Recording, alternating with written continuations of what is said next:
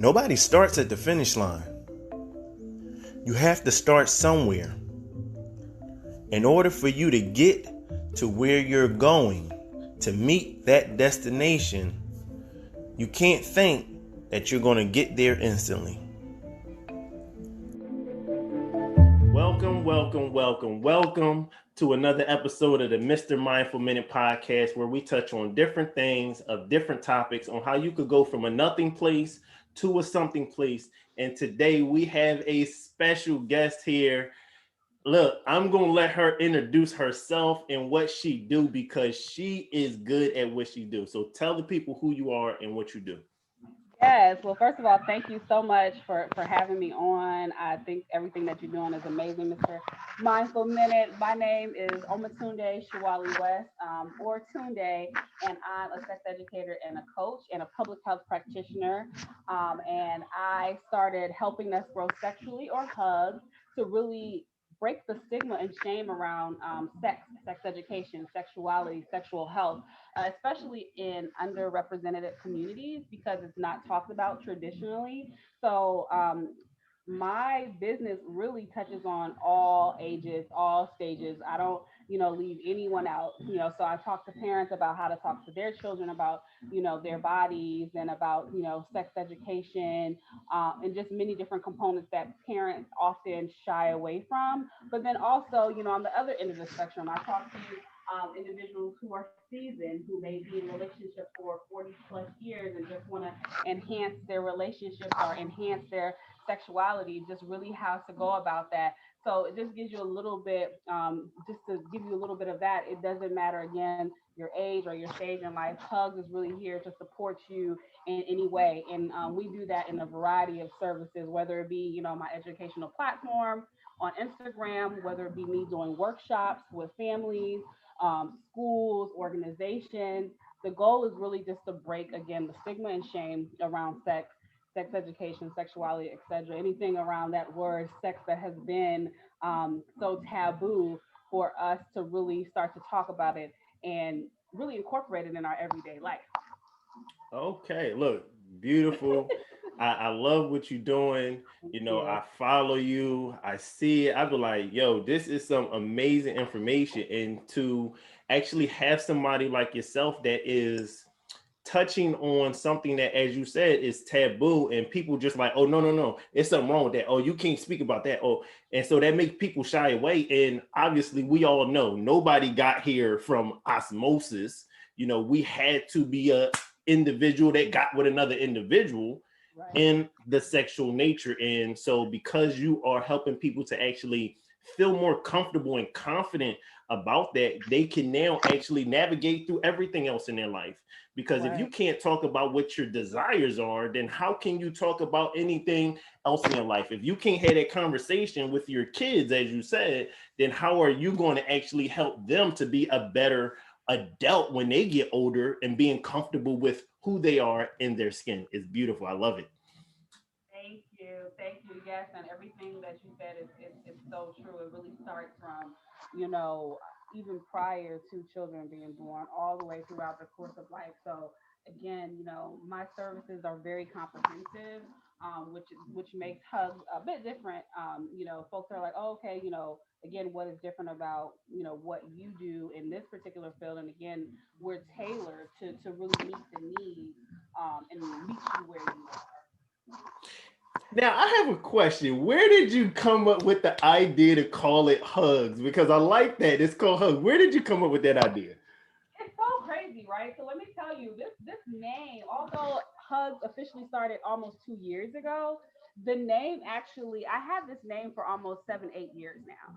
So I remember, I used to do a lot of consulting, as a sex educator with different big companies, and I was coming back with a colleague one day from an event, and we were just talking about entrepreneurship, and we were in the car. I remember driving, and I said, you know what, one day I want to start my own business where I do what I basically am, getting paid to do, but through other companies on my own. I said, you know what, I want to call it H.U.G.S. And she was like, oh, well, why do you want to call it H.U.G.S? And I was like, helping us grow sexually. And I remember it just coming out so just randomly, but it flowed. And I remember saying, I'm gonna name my business that. And as I actually started to think about the logo and what I wanted, I wanted it to be very comprehensive. So when you look at the logo, there's many different things that the many components mean. So the many kind of graphics that you see mean. So it touches on everything from not just safe sex, but different parts of the body, love, babies, pleasure, you name it. Hugs, we talk about it. So again, this name is something even before the business was, its own kind of thing. It was a name that I came up with, and I just said I'm gonna run with it. And here we are today. Yeah, We're still going. nice, nice. That look, it's beautiful. It's beautiful. I love it. So, all right. Now you kind of already said it. Like I want to just dig a little deeper as far as like what made you actually say, you know what, I want to start helping people, because obviously it was something that you invested in yourself first, and then you had to make that decision. I want to actually start helping people. So how did you actually start doing that process? Sure. So, funny enough, I've always been the sex guru amongst my group. Even in high school, middle school, I was always the one who was very, not shy about, telling friends about their cycles, their menstrual cycles, or their bodies. Like, I was that go-to girl when it came to anything kind of health related, sex related. And even back then, I just remembering how comfortable I felt talking about topics that, typically your middle schoolers or your high schoolers don't talk about. I was okay with talking about it. Now, again, I come from a family where it was a very traditional household. My parents, we didn't really talk about sex. Everything was, really centered around religion. So not, I don't want to say so much taboo, but it was kind of, we talk about certain things at a certain time. But I was still very interested in, the body, how the body functioned. So really taking the time as a young person to read, research, be invested in different classes. It just throughout my course of life. And as I got older, I felt myself, saying, oh, I want to, study more about this. I want to learn more about this. Even to me, getting a degree in public health and really focusing on adolescent health, you know, HIV prevention, STI prevention, teen pregnancy prevention, being a clinical director for health, everything around my life literally has centered around sex education, sexuality, and it's a very comprehensive topic. But as you can see, there's always been a part of me that has said, this is something that I wanted to do. And then of course now here we are, me wanting to really invest in my people, but then also individuals who have known this subject to be taboo, or it to be a stigma topic in their communities, really to open it up. So of course now hugs, we were really focusing on here in the United States, but I've even talked to folks globally trying to reach out and say, hey, I know sex is taboo in your country. Let's talk about how we can break the stigma there. But me talking to them and understanding their culture so that they can be an ambassador for the country or the area that they service. So again, really just making it just really trying to break away from that stigma. So I say all that to say it's always been in me. It's literally always been a passion of mine. Okay, okay, all Automatically right. go to the physical. But again, it's not about just the physical. It's really about how you feel, what makes you happy. So really, I think if folks look at it from that kind of that perception, then I think we would have a lot less folks who are not pleasured, if that makes sense, because if you know what makes you happy, you're going to try to get more things that make you happy. And it doesn't necessarily just have to be, sex. It could be, maybe stepping outside in the sun. That makes me happy. So some vitamin D, that makes me happy. So really finding ways. And again, going back to my point, it starts from, teaching young children about their feelings and really understanding the difference between pleasure, what doesn't feel good, so that they can really connect their emotions to things as they get older. Okay. And that's good because a lot of people are afraid to have the conversation with their kids, right? Mm-hmm. And it's extremely uncomfortable when you have kids and they're of the opposite sex of you. So like for me, I have a 15-year-old daughter.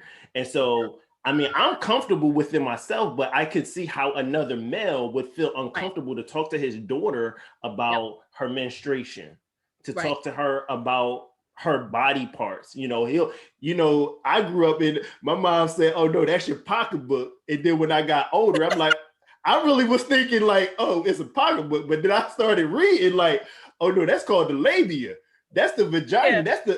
That's Yeah. actually saying what it actually is and being more comfortable within myself to Right. be able to have that conversation." And so it really is important that we know that it's necessary to have this conversation. But in order for us to have a conversation, we got to have the knowledge. In order for us to get the knowledge, we got to go to an expert like yourself, right? I appreciate it. No, and I love the fact you made such a great point about, dads and daughters. And I actually do kind of a small session on that where I speak to men who have young women, young daughters, even young girls, because that is a very, you know, touchy subject. I remember the time when I started my cycle, I was living with my dad at the time because my mom's having surgery. And although my dad is a health professional, it was still kind of like, okay, talking to, your daughter, well, here are the pads, here are the tampons, here's a slew of things, figure it out kind of thing, and and I just remember, standing in the bathroom like, okay, well, I'm glad that I'm comfortable with the research and all this, right? But again, to your point, you have to be comfortable, right? It was because the thing about it, my dad had the knowledge, but you have to be comfortable within yourself in order to, so it doesn't just come with the knowledge, it also that comfort, right? Both of those have to be paired together. So you have the comfort and you have the knowledge. And so that's actually a great point that you're saying, because now you take away that aspect of, okay, yeah, I got the knowledge, right? But the knowledge is just the hat that I put on. And the other hat that I have to put on is fatherhood or motherhood. And so now when I put this different hat on, some of the knowledge that I had from the other hat, it actually goes away. It's not there because I don't now want to, I got to now step in more to who I am, because we put on so many different hats. And so, yeah, you may have that knowledge, but again, like we said about the comfortability, when I put on the hat of fatherhood, am I really comfortable enough within myself to take the knowledge from what I had on that other hat to actually start implementing? And so that is very true. We have to have that. And the thing is, with our sexuality, the more we're comfortable within ourselves and you're helping people to be more comfortable with their sexuality, it makes it so much easier for you to talk about everything else. Because the one topic that most people don't talk about, pleasure, sexuality, your body, if you're comfortable with talking about that, oh, well, talking about other stuff shouldn't be no problem. Right.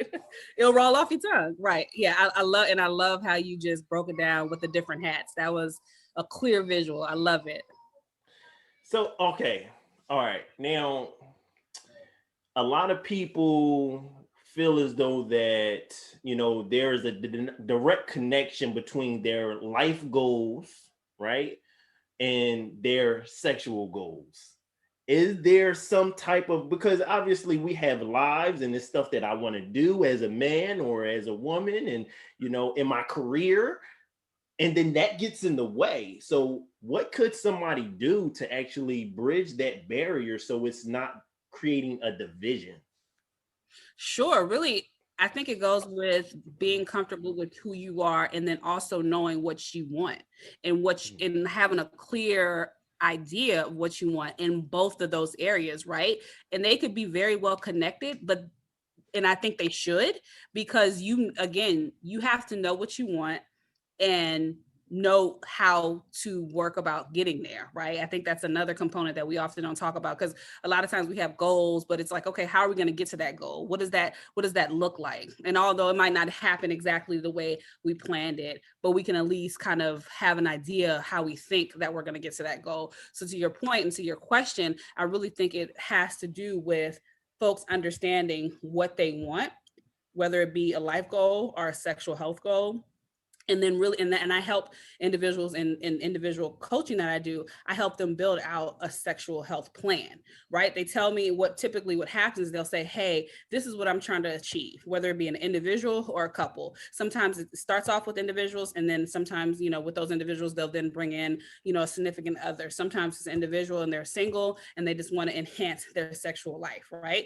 And I help them build out a plan and how to work towards to get what they want, and it's really about coaching folks along the way. Okay, you want to get there. Let's talk about some things that you've done. Let's talk about some things that you haven't done. And let's really think outside of the box so that you can achieve those goals. And it just like we, to your point, we make life goals. It's the same way with our sexual health goals. How are we going to achieve a healthy sexual health life or a healthy sex life, right? But it's really about understanding what you want.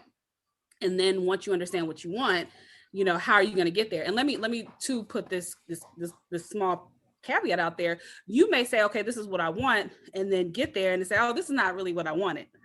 I thought I did, but I want to try something else. That's life, right?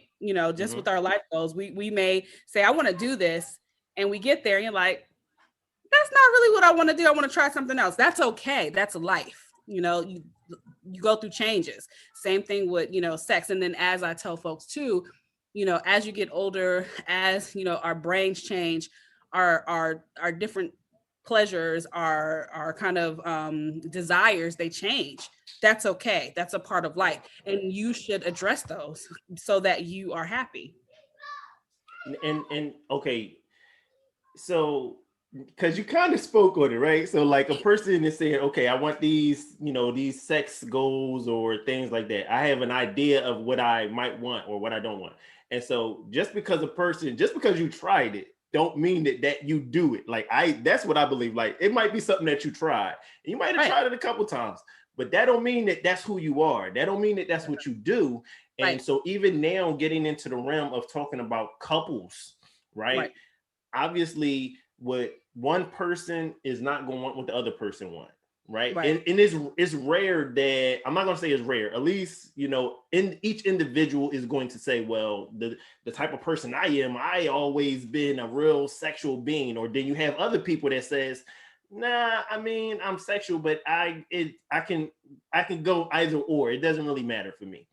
And so now when you have people that join together and one is one way and one is another way, that causes some, we're going to say conflict, right? It causes some conflict. So how can people as a couple, resolve some of that conflict opposed to it just being, oh, well, I don't want to do that, or I want this, and you seeming like you a little too demanding, because it goes for men, it goes for women. So what's something that couples could actually do to, get rid of that, I want a little bit more, but I don't want to give a little bit more.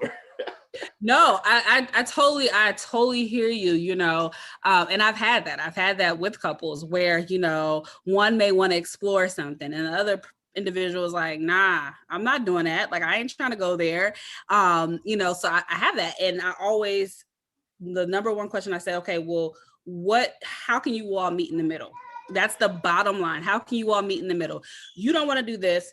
They want to do this. How can you meet in the middle so that you both are satisfied, right? That's relationship. There's gonna be some compromise, right? And that's with any relationship, whether it be, you're in a short-term relationship, long-term, whatever the case may be. How are you gonna meet in the middle? And what does that look like? So to answer your question, it's not a one size fits all, fix it, because it's going to look different from each couple or each relationship. So what may work because for example, you may have a couple who's like, all right, I'm not for that right now. And you may have another couple say, okay, well, maybe 2 years down the line, or maybe next week, so really, it just really depends on the relationship, the dynamic of the relationship, and really having those individuals in that relationship bridge that gap in the middle, but they have to come up with that. All I can do, what I can, like I always say, I can coach you to help you through that, but I can't, make you, or I can't, and I can suggest things. But again, you all have to, as individuals in this relationship, you have to understand what works for you. And that could be, a variety of things that we can get into, a long list of things, but it's really about having those individuals meet in the middle. All right. and I like how you're saying that, because, and what the first thing that came to my mind is, bridging the gap, right? And so if it's a couple, we on both sides of, say this space here, we got to start building this bridge together. And that's why you said, there's compromise. So the compromise actually is, I'm building over here to get to you, and you building over here to get to me. So we can actually come to an equal medium of saying, this is what I did to meet you halfway, and this is what you did to meet me halfway. Because now if one person saying, well, I tried to do this, and I put this out on the table, and I tried it, but they like, but I didn't really want to do it though. So there was no communication. Right. But it just shows how important it is. You actually need to know who you are before you attach yourself to somebody else, because you want somebody to give you what you want, but you don't even know 100% what you want and who you are as an individual. Even in your sex life, you don't know who you are, and now you're expecting this other person to fulfill this gap, to fill this need. And once you know completely who you are, now you can actually say, okay, I'm thinking about being with this person, whether it's short or long term. I'm thinking about being with this person, but are they going to fulfill not just my needs? Because a lot of people be like, oh, well, I'm getting what I need, but are you getting what you want? Very true. Very true. And, we always hear it, well, you're going to give up 80 for 20, but guess what? If in my mind, 20 is 80, then what are we talking about here? What are we talking about? No, I get you. I hear you. That is very true. That is very true. All right. So, okay. Cause you kind of touched on it a little bit, as far as like being a parent and talking to kids. How would you actually have that conversation? Like, how would you explain this information to a child? So it just really depends. I talk to, families who have children my age. I talk to, families who have middle schoolers, high schoolers. It just really depends, when I'm approached by a parent or a family. I always want to know, of course, how old are the children? It's for me, the younger the better, right? Because then we can create that conversation and start to build that communication over time. So because the number one question that I get from parents are, well, how young is too young? As soon as they open those eyes, as soon as they begin to open that mouth and begin to talk, start the conversation, right? Age appropriateness is key. And I think a lot of times, when folks hear sex education, they shy away from it, and they're like, oh no, you're not going to teach my kid about sex, or you're not going to talk to my kid about sex. Well, yes, I am. I'm going to talk to them about how to understand their body, what their different body parts are, understanding consent.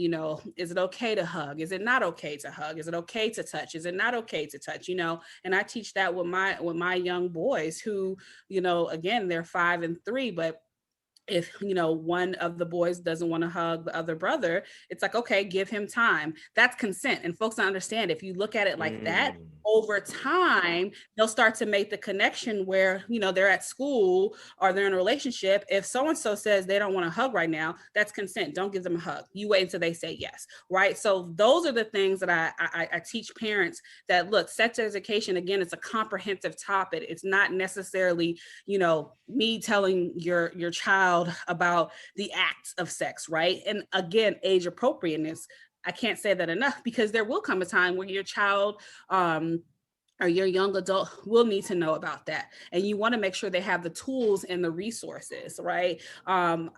Helping us grow sexually, it's comprehensive sex education, and that includes abstinence, right? Because a lot of folks say, oh, well, do you also do abstinence only trainings? Well, I do, if that is something that you want for your family. But again, there may be a family who says, hey, I want you to teach my, child or young adults about contraceptives. Okay, we can do that. So it's really tailored to meet the needs of the specific family. But to your question, Vic, is really talking to your child as early as possible. You said you have a 15-year-old daughter. There may be topics or components that she may want to learn about, right? Really giving her those tools as a father. And I tell parents, you are your child's first teacher.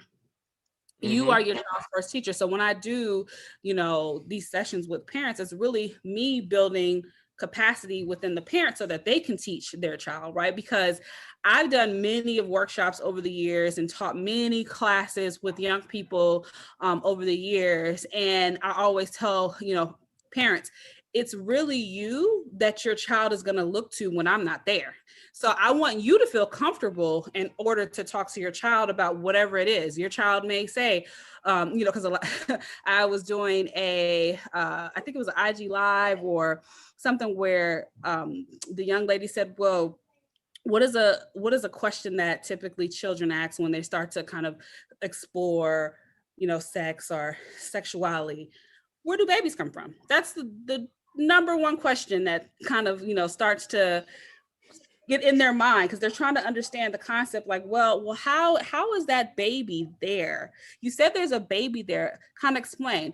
Again, regardless of how young they are, I remember when I was pregnant with my youngest son and my oldest son, he was trying to understand, like, mommy has a baby there, but how?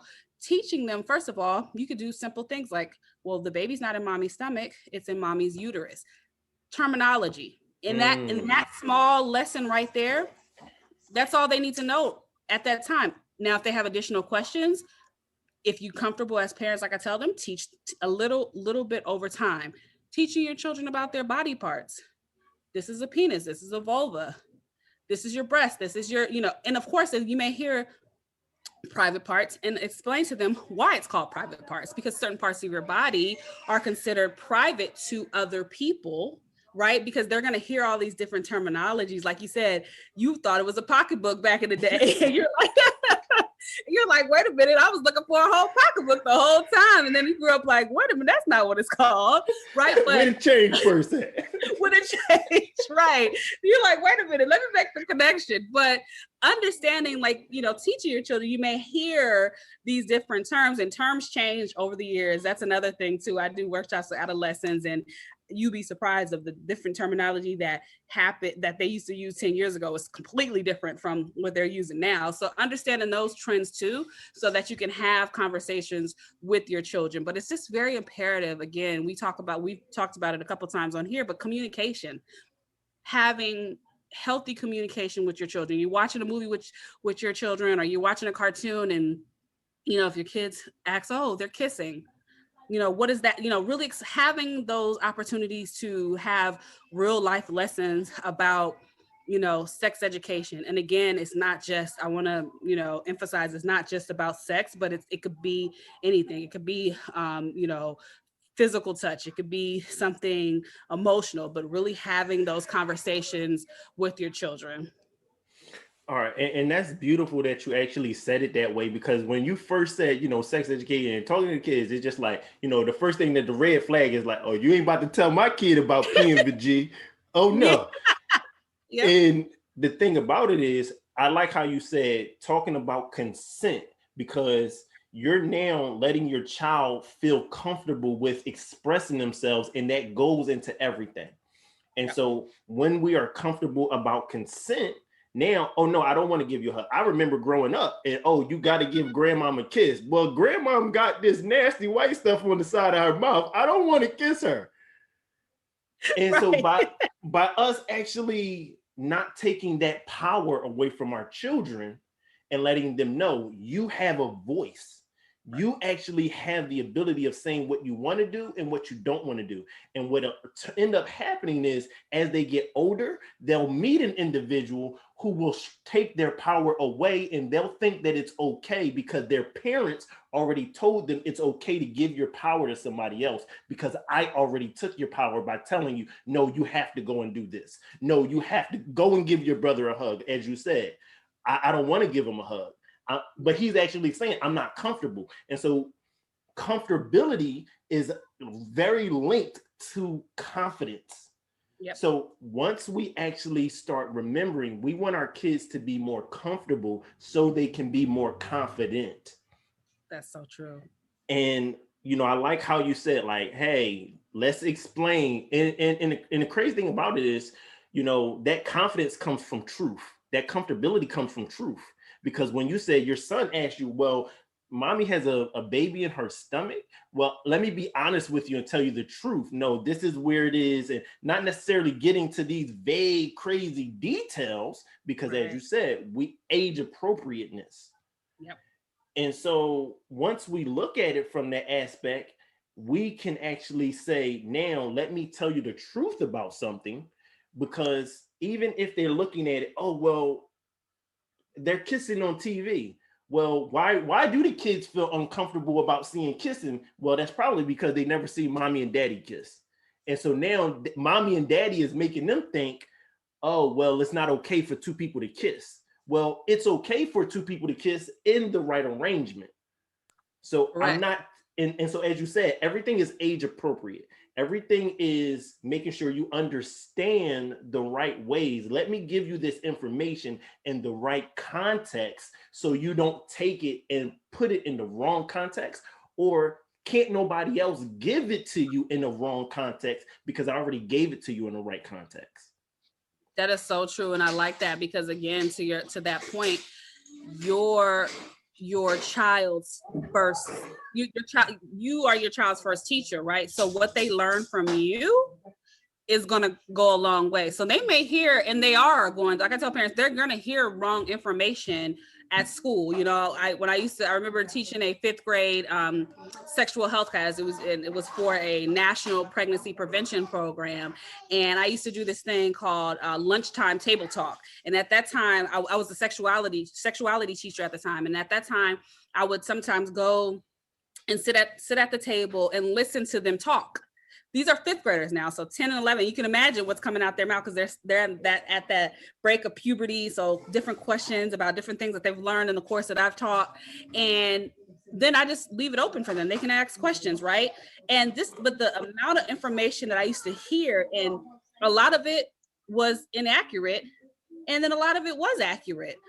Inaccurate. Why? Because they were taught by a friend or something that they saw online, but really the accurate information, they're like, oh, well, yeah, I learned this from my mom. She taught me X, Y, and Z. So really making sure that you are comfortable, to your point, so that you're able to give your child that information that's going to go a long way, so that when they do hear information that's wrong, they can say, oh, well, no, that's not called, a carrot. That's actually a penis, although everybody may buck their eyes and say, oh God, they're saying, these crazy words. No, it's actually the right word, and them being comfortable with that.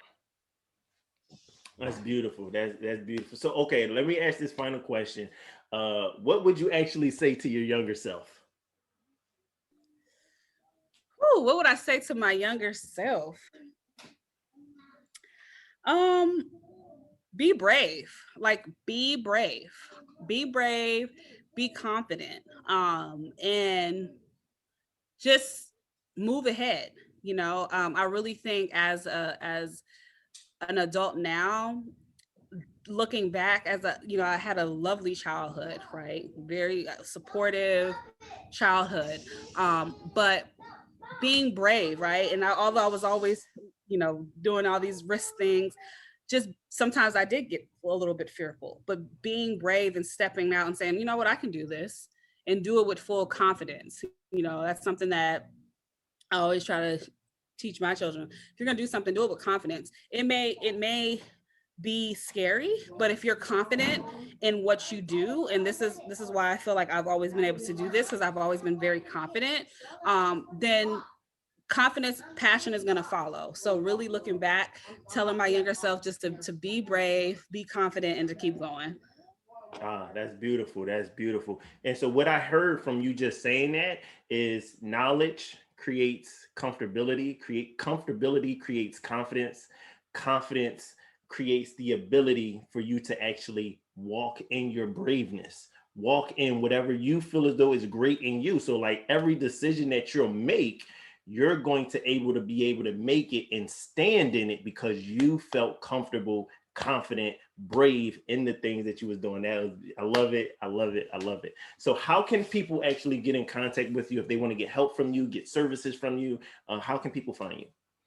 Sure. So I always tell folks, go to, my website to see my services. That's www.helpingusgrowsexually.com. And if you can't find that, you can find me on Instagram at Helping Us Grow Sexually. Again, all of the information on my Instagram page, it's information that I've researched. Of course, sometimes I get all of these DMs. Folks are like, oh, can you, write about this topic? Can you talk about this topic? So I have a list of topics that I always try to keep up with from the amount of DMs that I get about different topics. And I may get a text. Someone's like, oh, could you write about this? Because I saw this topic or this new, article came out. Could you write about this topic? So really using Instagram as a platform to provide free educational sex ed services. That's what I use that platform for. But if you want more intimate services, so far as sexual coaching, individual workshops. Oftentimes I do events. I just did a couple of events back in February. If you want your own event hosted, I do puberty parties for families. So it really just depends on what you want. Go to my website. I also offer a variety of novelty products. So if you are interested in that too, I have an Instagram that it's fairly new. It's called a H.U.G.S toy box, and that's basically the pleasure products and some additional sexual health products for individuals as well too. But again, everything's on my website, so you can contact me there. If you need additional questions answered, you just put in an inquiry, and I get back to you between 24 to 48 hours. Oh, beautiful, beautiful, beautiful. So I just want to thank you again for joining us here. Really, the work that you do, it's needed, it's necessary. Continue to be great. Keep grabbing your greatness and actually helping other people in the area that you help people in. I love it. Thank you again. Thank you. Okay, now it's time for Ask Mr. Mindful Minute. So go ahead and give your question from Helping Us Grow Sexually. Let us know. What's your question for Mr. Mindful Minute? Yes. So I do have a couple of questions. So I follow you, and I think that the work you're doing is great. It's so positive, it's optimistic, and it's needed, especially during these very just unprecedented times. So my first question to you is kind of what got you on this path? Like what made you say, I want to be a life coach. I want to pump positivity into people, especially as a Black male. I think it's so imperative of what you're doing because there's just so many stereotypical things that are placed on Black men during this time and just historically years, decades over time. But what made you get into this work and why? So what actually made me do it as far as coaching, and because I'm also a public motivational speaker, it made me do it because I've always helped people. I've always been that person that people, hey, I got this, some, and it wasn't just like, oh, people would actually say, well, what would Vic do in this situation? Because they would say, well, you got knowledge about this, you got knowledge about that. And it was circumstances that I've been in my life, and I've always had this ability to actually take the positive from negative situations. So I can remember, I speak about this. I've only seen my father 5 times. And I remember trying to mend a relationship with my father. My father was like, all right, when do you want to get this over with? And I'm like, my man, you're acting like you're doing me a favor. But I said, well, what did this actually do for me? Even though he wasn't there, he showed me what I needed to do for my daughter. I needed to be present. And so had I not had that experience, I may not be the father that I am today. So I was able to pull from that negative situation and take something positive from it. And then I remember being at a very, very negative place in my life. I went through a bad divorce previously, and I went through depression and things like that. And I came on the other side of it. and was like, man, I have something in me that I never even realized that I had. And so once I started doing it, I said, I actually want to start being something to people that I didn't have. I didn't know about motivational speakers. I didn't know about this, and I didn't know about life coaches. And so once I actually started going into that realm, I said, man, I have something in me because I have the ability to motivate myself. And so if I can motivate me, let me teach people how to motivate themselves. And why not let me motivate other people? And then I also learned what the power of confidence was, because I noticed that a lot of people lack confidence. And I feel as though that confidence is something that everybody actually needs. Everybody has greatness within them. And we can't grab our greatness, as I always say, because of lack of confidence somewhere in our life. And so whenever we're navigating through anything that we're doing, if you're not confident about it, you're not going to do it. Whether you are a business owner, whether you're trying to start something, whether you're just trying to communicate better in your relationship, if you're not confident in anything that you're doing, you're not going to do it.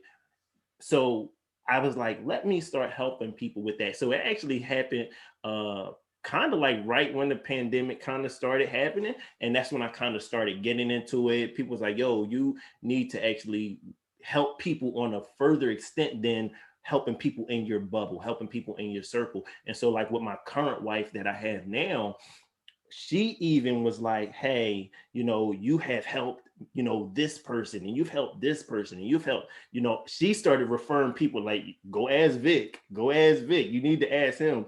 And so that's what actually made me kind of get into this journey with helping other people.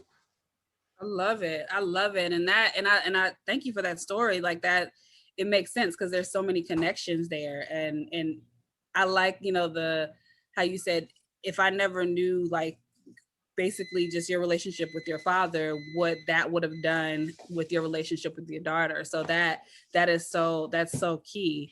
So the last question I do have for you is, what is your ultimate goal as Mr. Mindful Minute? Like, what do you want to, if in an ideal world, right? What would you want to achieve as a motivational speaker, as like a life coach?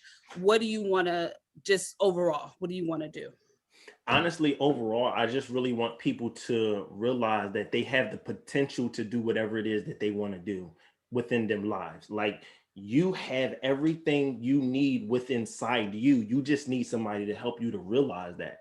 And so like with my Mr. Mindful Man, that's why I created the podcast. That's why like I'm actually working on creating an app, like because I make motivational quotes, right? And so like my quote book is going to be 365 for the 365 motivational quotes every single day with affirmation in it every single day. And then it's going to have my thought of the day every single day. But I'm also working on an app. So now people can just hit the app and it's going to give you all this information. And then even with my coaching, like I've had clients say, hey, you've helped me notice stuff that I never seen within myself. I didn't know that I had this issue. So they'll come and get coaching for one thing and then say, hey, can we shift? And like, I want to start talking about more stuff about myself. And, I let people know, look, I'm not a therapist. I'm not here to dig into your past. I'm here to tell you about who you are right now and how you can navigate and move forward. That's my goal. And so once people start realizing that they have greatness within them, and I tell people this all the time, when somebody says, hey, how are you doing? Most people say, oh, I'm okay. Oh, I'm living a dream. Oh, I'm living in paradise. And I'll be like, do you really believe that? And because when you ask me, I'm going to tell you I'm great. Like you say, hey, how are you? Oh, I'm great. And it's not saying that my life may be exactly what I want it to be. Greatness is a mindset. And so just like confidence is a mindset. A person could go outside and look super crazy, but they feel so super confident, they don't care about what people think. And so once we start realizing that, and so like with Mr. Mindful Minute, I want people to be able to realize like you have the potential to not only achieve your dreams and your aspirations and your goals, because it's not about the monetary things. It's about the emotional state of who you are. We always teach people, oh, how to get this money or how to flip this house or how to build this. But is anybody teach you how to build yourself up? And that's what I actually want to do with Mr. Mindful Minute and my motivational speaking, like helping kids. I'm working on actually speaking, to schools and creating programs and stuff like that. So that's the goal for it, to really help people to, tap into who they are and feel more confident to who they are and grab their greatness. Oh, that's great. And I look forward to, us collaborating some more again in the future, because as we discussed, these two pair, you can't just, say I want this and, kind of my full sexual health life, but not understand what your life goals are. Right. So I think there's definitely a parallel bond between the two. So that's amazing. Keep doing what you're doing. It's definitely needed. I mean, not just for, young people, old people, middle, whatever, wherever you are, I think it's definitely needed. So keep up the great work. Appreciate it. Thank you. Thank you. Thank you. You're in control of how you feel. You're in control. You are the determining factor of your feelings. No one else can control how you feel. Remember, you're in control how you feel. So control your feelings.